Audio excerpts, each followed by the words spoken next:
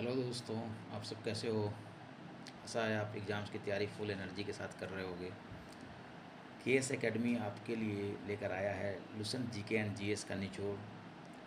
जैसा कि आप जानते हैं कॉम्पिटिटिव एग्ज़ाम्स में जीके एंड जीएस के क्वेश्चंस काफ़ी इंपॉर्टेंट होते हैं और ज़्यादातर लुसेंट से ही पूछे जाते हैं। प्रॉब्लम यह है कि बहुत लोग इस बुक को पूरा कवर नहीं कर पाते, जिसकी वजह से एग्ज़ाम्स में इंपॉर्टेंट क्वेश्चन छूट जाते हैं। मैथ्स और रीजनिंग तो सब सॉल्व कर लेते हैं, लेकिन सिलेक्शन का असली सीक्रेट जीके एंड जीएस में छुपा है। केएस एकेडमी आप लोगों के लिए जीके एंड जीएस का इंटरेस्टिंग वन लाइनर लेकर आया है। सिर्फ वीडियो देखकर आप लुसेंट जीके एंड जीएस के सब टॉपिक्स इजीली याद कर सकते हो बिना बोरिंग नोट्स के। इसका मतलब full marks in GK and GS और एग्ज़ाम में कॉन्फिडेंट परफॉर्मेंस। तो शुरू हो जाओ और लुसेंट जीके एंड जीएस को इजीली याद करो और सिलेक्शन अपना नाम करो। तो गाइस हम लोग स्टार्ट करते हैं और हम लोग स्टार्ट करेंगे हिस्ट्री से। और इसके में सबसे पहले हम पढ़ेंगे भारत का इतिहास। उत्तर में हिमालय से लेकर दक्षिण में समुद्र तक फैला यह उपमहाद्वीप भारतवर्ष के नाम से ज्ञात है। इसे भारतवर्ष कहा जाता है जो उत्तर में हिमालय से लेकर दक्षिण में समुद्र तक फैला है। यूनानियों ने भारत को इंडिया तथा मध्यकालीन मुस्लिम इतिहासकारों ने हिंद अथवा हिंदुस्तान के नाम से संबोधित किया है। हमारे भारत को यूनानियों ने भारत को इंडिया बोला है और मध्यकालीन मुस्लिम इतिहासकारों ने हिंदुस्तान बोला है। भारतीय इतिहास को अध्ययन के लिए 3 भागों में बांटा गया है। अगर भारतीय इतिहास को कोई अध्ययन करना चाहता है तो इसे 3 भागों में बांटा गया है: प्राचीन भारत, मध्यकालीन भारत एवं आधुनिक भारत। तो प्राचीन भारत के सबसे पहले टॉपिक जो प्राचीन भारत इतिहास के स्रोत हैं उसके बारे में हम पढ़ेंगे। बिल्कुल मैंने लुसेंट के ही टॉपिक्स लेकर चले हैं। इसमें कुछ भी नया ऐड नहीं किया है मैंने, क्योंकि लुसेंट के बाहर से कुछ भी नहीं आता है। आप चाहे कहीं भी किसी भी एग्ज़ाम में देख लो, आपने एग्ज़ाम्स दिए होंगे, तैयारी कर रहे होंगे, इससे बाहर कुछ भी नहीं आएगा। सो सिर्फ़ और सिर्फ लुसेंट पे फोकस करो, फालतू बुक्स पढ़ के टाइम वेस्ट नहीं करना है। तो हम शुरुआत करते हैं। प्राचीन भारतीय इतिहास के विषय में जानकारी मुख्यतः 4 स्रोतों से प्राप्त होती है। पहला धर्म ग्रंथ, ऐतिहासिक ग्रंथ, विदेशियों का विवरण, पुरातत्व संबंधी साक्ष्य। 4 होते हैं। पहला धर्म ग्रंथ, दूसरा ऐतिहासिक ग्रंथ, विदेशियों का विवरण और चौथा जो है पुरातत्व संबंधी साक्ष्य। भारत का सर्वप्राचीन धर्म ग्रंथ वेद है। सर्वप्राचीन धर्म ग्रंथ कौन है? वेद है, जिसके संकलनकर्ता महर्षि कृष्ण द्वैपायन वेद व्यास को माना जाता है। पहला धर्म ग्रंथ जो है वेद है और इसके संकलनकर्ता कौन है? महर्षि कृष्ण द्वैपायन वेद व्यास। वेद 4 होते हैं। पहला ऋग्वेद, दूसरा यजुर्वेद, तीसरा सामवेद एवं चौथा अथर्ववेद। इसमें किसी को कोई दिक्कत नहीं होनी चाहिए। बस मैंने इसको समराइज़ किया है ताकि आप अच्छे से समझ सको, और मैं रिपीट भी कर रहा हूँ ताकि आपको वीडियो देखते ही सारे क्वेश्चन याद हो जाएं। तो चलो अब हम ऋग्वेद के बारे में पढ़ाई करते हैं। ऋग्वेद सबसे प्राचीन वेद है और इसमें 10 मंडल, 1028 सूक्त एवं 10,462 ऋचाएँ। सबसे प्राचीन वेद कौन है? ऋग्वेद। इसके प्रमुख देवता हैं इंद्र, अग्नि, सोम, वरुण तथा वायु। इस वेद के ऋचाओं को पढ़ने वाले ऋषि को होत्री कहते हैं। इसके ऋचाओं को जो पढ़ते हैं उसको क्या बोलते हैं? होत्री। इस वेद से आर्य की राजनीतिक प्रणाली एवं इतिहास के बारे में जानकारी मिलती है। विश्वामित्र द्वारा रचित ऋग्वेद के 3रे मंडल में सूर्य देवता सावित्री को समर्पित प्रसिद्ध गायत्री मंत्र है। ये बहुत बार क्वेश्चन पूछा गया है। आपको अगर एग्जाम देते होगे तो आपको जानकारी होगी। ये क्वेश्चन बहुत बार पूछा गया है कि गायत्री मंत्र का उल्लेख किस मंडल में है और या किस वेद में है। तो ऋग्वेद में है। ऋग्वेद के 3रे मंडल में है गायत्री मंत्र का उल्लेख, और 9वें मंडल में देवता सोम का उल्लेख है। इसके 8वें मंडल की हस्तलिखित ऋचाओं को खिल कहा जाता है। ऋग्वेद के 10वें मंडल में पुरुष सूक्त, वर्ण व्यवस्था, 4 वर्ण ब्राह्मण, क्षत्रिय, वैश्य और शूद्र की उत्पत्ति का उल्लेख है। एंड नासदीय सूक्त सृष्टि की उत्पत्ति पर दार्शनिक विचार किया गया है। तो इसमें आप देख लो, तीसरे मंडल में गायत्री मंत्र का उल्लेख है, 9वें मंडल में देवता सोम का उल्लेख है, 8वें मंडल की ऋचाओं को खिल कहा जाता है, और 10वें मंडल में 4 वर्ण ब्राह्मण, क्षत्रिय, वैश्य और शूद्र का उल्लेख है, उत्पत्ति का उल्लेख है। और इसमें नासदीय सूक्त सृष्टि की उत्पत्ति का भी दार्शनिक विचार दिया गया है। तो होप कि आप सबको वीडियो देखते ही याद हो गया हो। तो हम नेक्स्ट वेद में चलते हैं, यजुर्वेद।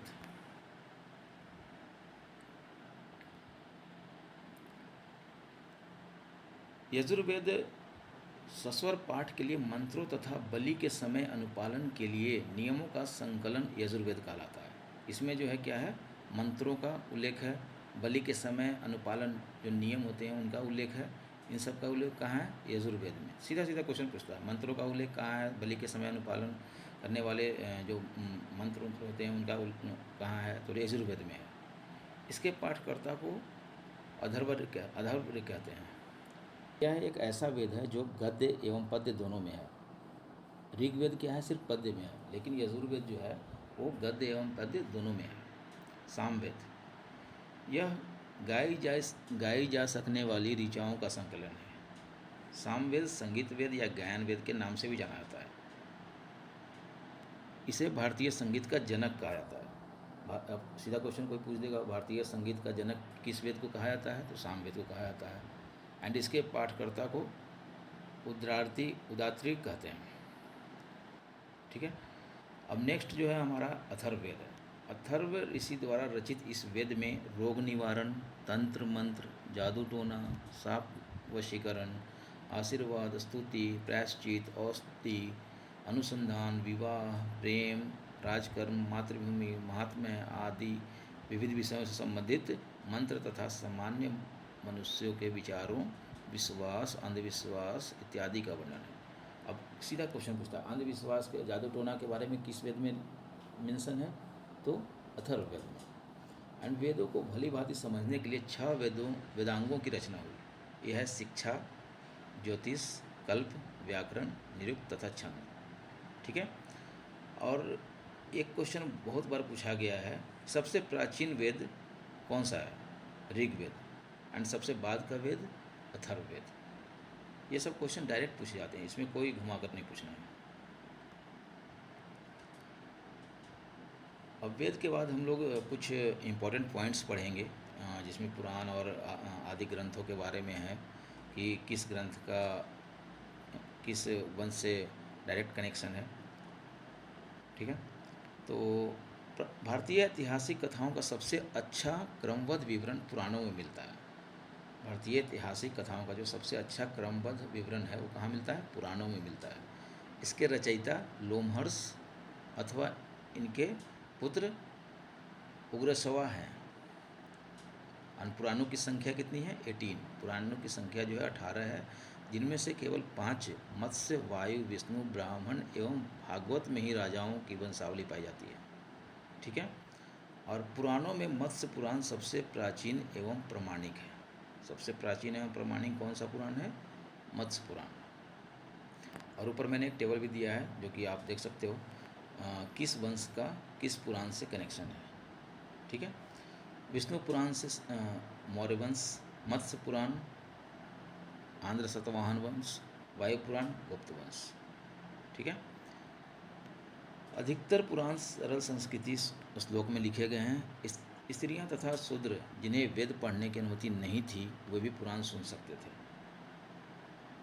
पुराणों का पाठ पुजारी मंदिरों में किया करते थे। पुराणों का जो पाठ था ना, पुजारी मंदिरों में किया करते थे, क्योंकि बहुत लोगों को ना वेद पढ़ने की अनुमति नहीं थी। जैसे स्त्रियां हो गई, शूद्र हो गई, तो उनको क्या था कि मंदिरों में पाठ होता था जो कि वो सुन सकते थे। मनुस्मृति सबसे प्राचीन और प्रमाणिक स्मृति ग्रंथ है। यह शुंग काल का मानक ग्रंथ है। मनुस्मृति क्या है, शुंग काल का मानक ग्रंथ। और नारद स्मृति गुप्त युग की राजनीतिक और सामाजिक जानकारी देती है। मनुस्मृति शुंग काल का मानक ग्रंथ है, और नारद स्मृति क्या है, गुप्त युग की राजनीतिक और सामाजिक जानकारी उसमें मिलता है हमें। जातक में बुद्ध की पूर्व जन्म की कहानी वर्णित है। हीनयान का प्रमुख ग्रंथ कथा वस्तु है, जिसमें महात्मा बुद्ध का जीवन चरित्र अनेक कथानकों के साथ वर्णित है। ठीक है, जातकों में क्या है, बुद्ध की पूर्व जन्म की कहानी वर्णित है। और हीनयान क्या है, इसमें महात्मा बुद्ध की जीवन चरित्र अनेक कथाओं में के साथ वर्णित है, अनेक कथाओं के साथ वर्णित है। ठीक है, जैन साहित्य को आगम कहा जाता है। जैन साहित्य को क्या कहा जाता है, आगम कहा जाता है। जैन धर्म का प्रारंभिक इतिहास कल्पसूत्र से ज्ञात होता है। जैन धर्म का प्रारंभिक इतिहास कहाँ से ज्ञात होता है, कल्पसूत्र से ज्ञात होता है। अर्थशास्त्र के लेखक चाणक्य, जिसको कौटिल्य या विष्णुगुप्त भी बोला गया है, इसमें मौर्यकालीन इतिहास की जानकारी प्राप्त होती है। अर्थशास्त्र में किसकी जानकारी प्राप्त होती है, मौर्यकालीन इतिहास की जानकारी प्राप्त होती है। और इसके रचयिता कौन है, इसके लेखक कौन है, कौटिल्य या विष्णुगुप्त, जिसको चाणक्य को बोला जाता है। चाणक्य का क्या नाम और भी कौन नाम क्या गया है, कौटिल्य और विष्णुगुप्त। ठीक है, संस्कृत साहित्य में ऐतिहासिक घटनाओं को क्रमबद्ध लिखने का सर्वप्रथम प्रयास कलहन के द्वारा किया गया है। कलहन द्वारा रचित पुस्तक राजतरंगिणी है। ठीक है, संस्कृत साहित्य में ऐतिहासिक घटनाओं को क्रमबद्ध लिखने का प्रयास किसके द्वारा किया गया, कलहन के द्वारा किया गया। और कलहन के द्वारा रचित पुस्तक का नाम है राजतरंगिणी। बहुत बार क्वेश्चन पूछा गया, राजतरंगिणी का लेखक कौन है, कलहन। और इसका संबंध इससे है कश्मीर के इतिहास से।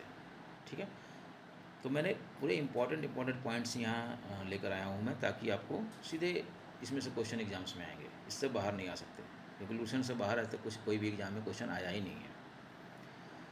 चचनामा में अरबों की सिंध विजय का विवरण है। चचनामा में क्या है, अरबों की सिंध विजय का विवरण है। और इसके लेखक कौन है, अली अहमद। चचनामा के लेखक अली अहमद, राजतरंगिणी के लेखक कलहन। ठीक है, अब अष्टाध्यायी जो है संस्कृत भाषा व्याकरण की प्रथम पुस्तक है। ठीक है, संस्कृत भाषा व्याकरण की प्रथम पुस्तक कौन सा है, अष्टाध्यायी। और इसके लेखक कौन है, पाणिनि। तो यहाँ 3 इंपॉर्टेंट लेखक और बुक्स का हमने देखा, ग्रंथ का देखा हमने। ठीक है, अष्टाध्यायी का पाणिनि, राजतरंगिणी कलहन। ठीक है, चचनामा का लेखक अली अहमद।